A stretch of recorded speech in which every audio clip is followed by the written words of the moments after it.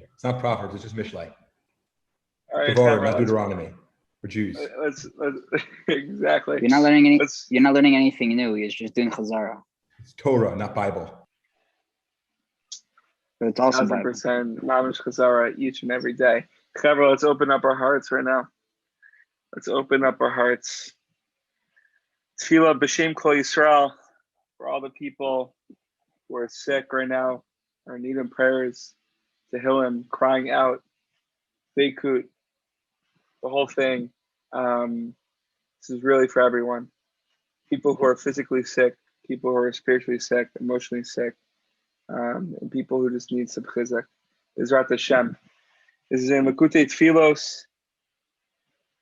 It's labeled Chen, which means grace, and let's just pour out our hearts. Oh God, you're full of favor, tender mercy, kindness and goodness at all times.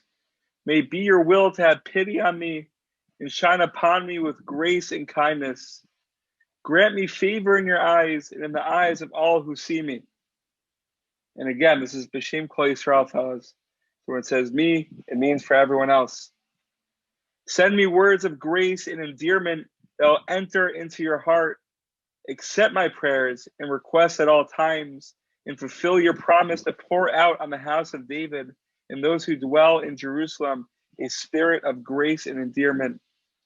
Let the words with which we address you be words of grace and endearment, and give them room to enter into your heart, and let our words arouse favor and pleasure before the throne of your glory. Master of the world, Ribbon Shalom, see our poverty, our lowliness, and our shame. The grace and prestige of your holy people Israel have fallen in this bitter exile. The Jewish people are despised and lowly in the eyes of the nations of the world and the wicked. All the grace and importance have fallen to them. Take pity on your great and holy glory, and exalt, raise up, and magnify the grace and the prestige of Israel, materially and spiritually.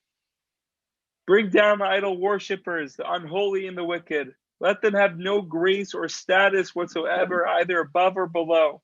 Exalt your people Israel, and hear and receive our prayers and cries at all times. See our toil and look at our plight, and fulfill the verse. For he has not despised or spurned the suffering of the poor, and he has not hidden his face from him. When he cries to him, he hears. Show us favor and answer us and hear our prayer. For you hear the prayers of every single one of your people, Israel, in love. Blessed are you who hear prayer. Ukute Tfilos, Reb Nassim, Reb Nachman, the whole thing. Really just giving us words to express to Hashem, to connect more to Hashem in a more intimate way. So Bezrat Hashem, Hashem should fulfill all of our prayers, all of our words, all of our actions, all of our struggles. Should really help us. Questions and answers. The last couple of nights we've been discussing the faith of our forefathers, the faith of our fathers, and how the faith is trickled down from generation to generation. We must have that simple faith. But there must be questions and there must be answers. Within the bounds of God has set for man's intelligence, it is a great mitzvah, a positive duty to sharpen the mind and understand as clearly as possible whatever the human mind is capable of grasping. Gewalt, Hashem gave us intellect, He gave us understanding. But we don't have infinite understanding. We can't understand the extent of what God understands. Right? There's this disconnect. But what Hashem gave us, the capabilities of understanding, we must sharpen the tools, sharpen the mind, and try to understand more and more. However, there are certain questions, right, such as the paradox of man's free will and God's foreknowledge, the answers to which are beyond the capacity of the human mind to understand. Chevra, there will be questions, there will be thoughts out there that just, it's a dead end. Right? We can't surpass the dead end. Only in time to come will the answers be revealed. On no account should one delve into these questions. Yimir Hashem, after 120, everything will be revealed to us. It'll be so clear, right? You will be able to see above and not below, right? We could try seeing as much as we can above and try to see the full picture and try to see the full puzzle. It's going to be harder. We're going to have limitations in this world. But when it's all said and done, or when it's all said in the beginning, it'll be so clear. It is said of those who speculate on such questions, relying on their own intelligence. It is said in Proverbs, Mishle, none who go to her return. This is crazy, right? This is going off what we just said. If you're trying to go past the dead end, you're going to fall into an abyss. So it says in Mishle, a very deep line, if you go to her, you will not return. That's up for us and our understanding of what that means. It is impossible to solve these questions through reason. We must have pure faith. This is when the simple faith applies, Chavra. Even when it comes to the questions which do have a solution, there are times when the paths of the mind become blocked and one is unsure how to answer the non-believer who casts doubts in one's hearts. The remedy, Rabbi Nachman concludes, the remedy then is to study the codes of the Torah law. If one still finds oneself confused and unable to answer these questions, one should rely on faith alone. The main thing is to have faith. Chavra, we're not all Jonathan Seidels. We're not all Samson Schiffs. We're not all Donnie Sawsons, Daniel Malinsky's, Pappy Azariel. I just went for it all. Just went for it all.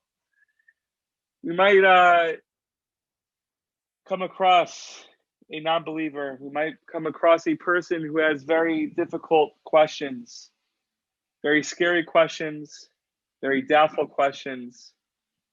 And the L'chaim, Baruch atah Adonai Eloheinu melech Shakol, yeah, bidvara. Amen. Umain. So we can have those discussions with people, and there can be a roadblock in our minds. We could be like thinking to ourselves, wait, that was a really crazy question, a question I've never thought about before. What do I do now? I'm under pressure. My forehead is sweating. My cheeks are red. What do I do? What do I do? Rabbi Nachman is telling us, okay, it's fine that you're not answering the question. It's okay. You have limitations at the end of the day. Your mind has limitations. Each one is different, right? Some people can have those conversations. We all know Rav Kook was the master of that. But there's some people who don't and who can't. But that's when we need to have our faith. That's when we need to have a simple faith of our fathers. That's when we need to go through Ribono Shel. If I can't answer these questions, then you must answer these questions for that person. So Bezrat Hashem, Chavra, I think we have a good understanding, a keen understanding of what's going on here. Right, this is only the surface, but we must dive deeper. Any questions, comments, please feel free to unmute yourselves. Chaim. John. John is busy dancing. I actually read this. Going to precede you. It's a bit of an honor, but if you want me to, I will go for it. Go, please. Yeah. So I wasn't. I didn't attend last night. So I don't know. But this week's really been about other external knowledge. I would say, like outside the Torah sphere generally. That's an accurate depiction. In this one, I would say that I think it depends on the knowledge. Obviously, it depends on the person, but I think you're pondering like what the celestial sphere or heavenly, what happens up there, or why certain things happen that can't be explained. I do agree with the simple faith model, but I think if you can't always say the simple faith model, because if we did that, said, "Oh, we're just going to rely on things that no one would ever," and you say, "Oh, I don't understand how this works," then you could never progress. We'd still be in the Stone Age. So I think there has to be like a categorization of what knowledge we're talking about, because sometimes you need to, I don't think anyone 100 years ago would ever thought of like a TV or electricity or really, give, cars or whatever it is. That's just 100 or 150 years ago. Try even like 1,000, 2,000, 10,000 years ago. So I just, I think it's important to, when we talk about knowledge and we talk about surpassing ourselves, we sort of categorize and sort of, delineate between, what concepts are we talking about? Because personally, I think there's where to be, say like that's beyond my understanding, whether it's theodicy, like evil and stuff like that, or why are there cancerous babies, or or what is God doing up there, like whatever the question is. I think that stuff is very okay. I'll have faith. I don't really understand. I don't think I can understand. Like that's like unknowable unless God tells you. But there's other stuff that's like more in our reality where we can, using the natural realm, to progress and develop and evolve. So I think stuff in the latter category, we should be surpassing ourselves. We should be progressing and moving forward, because I think that actually has enhanced our ability to serve Hashem in various ways, bringing Am Yisrael together, through communication and technology. Beautiful. John, that was beautiful. Wow. That's right, Hashem. My friends, sorry. First, I don't know why I have to say this, but I have to say it because it's on my mind. The Holy Gemara says, Amar Rabbi Akiva Ashreichem Yisrael. Like the famous song goes, Melifnei mi atem metarim. Right, fortunate are you, Yisrael. Who, in front of who do you purify yourselves? Mi matar eschem, and who purifies you? Who is the one that's doing the purifying? Avichem sheba shamayim. It's your Father in heaven. Omar, and the continuation, it's in Yoma, it's in the last, the last Mishnah of Yoma. The continuation of the Mishnah goes, Omar, Mikveh Yisrael Hashem, right? And the Mikveh Yisrael, the greater congregation of Yisrael is godliness, is Hashem. Right? How so? Maha mikveh metaris tmeim, just like the mikveh purifies the impure. Kacha kodesh baruch hu metaris Yisrael.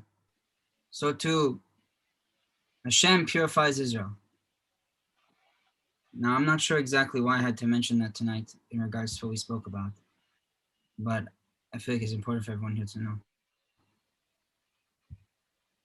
But maybe I'll find it along the way. But what I wanted to say in regards to what we did speak about tonight, I think that was very much connected to the tefillah that we all said before. Bezrat Hashem. What I did want to say in regards to what we spoke about tonight, I think that whole Gemara, by the way, is a tefillah.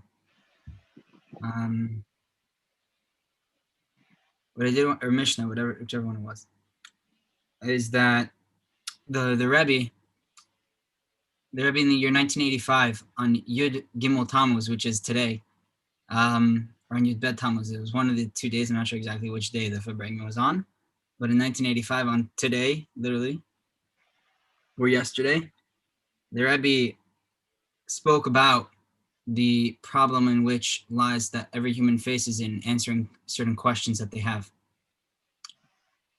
And he said in simple words, when a person is struck with a question that they don't know how to answer, when they're given the knowledge, when they're given the information that there exists an answer,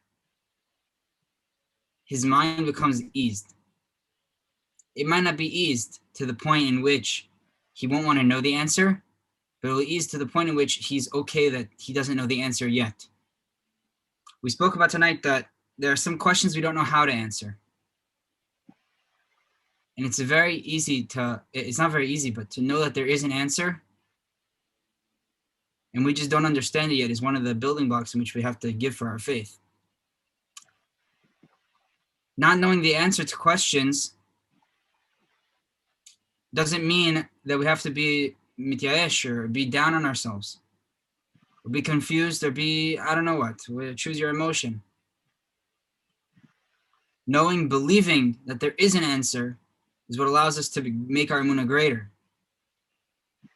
So yes, John, I agree with what you're saying, that in certain aspects of this natural world, our requirement to strive forward and attain more knowledge is useful and is encouraged to everyone. But at the same time, that needs to be under a certain lens. It needs to be under the right regiment. That a person's not going to learn astrophysics when he hasn't learned basic classic mechanics. A person's not going to learn to be a lawyer without learning I don't know what courses one learns to be a lawyer prior to going to law school, whatever it may be. One's not going to learn to be a rabbi or be a shochet without first understanding what it means to look at an animal. But all within its own time, which is what the Rebbe was explaining.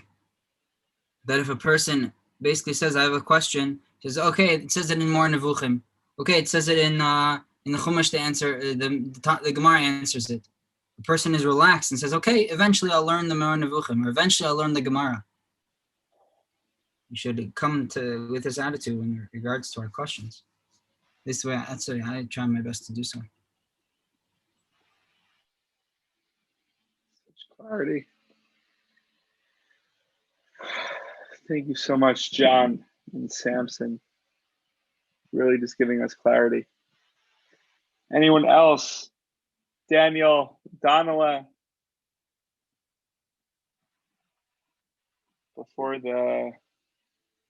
so we agree. Yeah, we have an agreement. Cover Donala is ascending tomorrow. So if Donala, if you just want to say one word or give us a reaction before you leave, because I don't know how good the Wi-Fi is going to be up there. Just give us one more reaction. Give us one more. Oh, there we go. We got a thumbs up. Baruch Hashem. Baruch Hashem. Daniel, you have anything to say or conclude? Indescribable. I know. I'm speechless. Speechless. The purest of the purest. Baruch Hashem. Daniel, whether you're in YU, we have to speak and figure out what the summer is looking like for you. But in YU right now, Bezrat Hashem, continue to do what you do. Continue to be pure simcha like you are every single day. Like, look at the screen. It's frozen on the smile. Just always smiling. Samson, Ariel University, understanding that the bridges are complicated, right? They're not the easiest thing in the world. The bracha to you is that they just get easier and easier, and you'll be able to answer more and more questions. And Rav John, we all know will be in the future government. Right now, it's just the building blocks, the springboard to that position. Bezrat Hashem and Donala, we all know, just running a yeshiva for 7 to 11-year-olds in camp, just following the pizzas and the works. So, Donala, wish you luck, my brother. And Chavra, Mamish, let's pour out our hearts, even after the Zoom. So thank you for pouring your hearts out for the 20 minutes here through this Torah and through the tefillah that we read together at the beginning. And everyone should just have a quick refuah. Everyone should be healthy. We should all be dancing together. And very soon, Bezrat Hashem.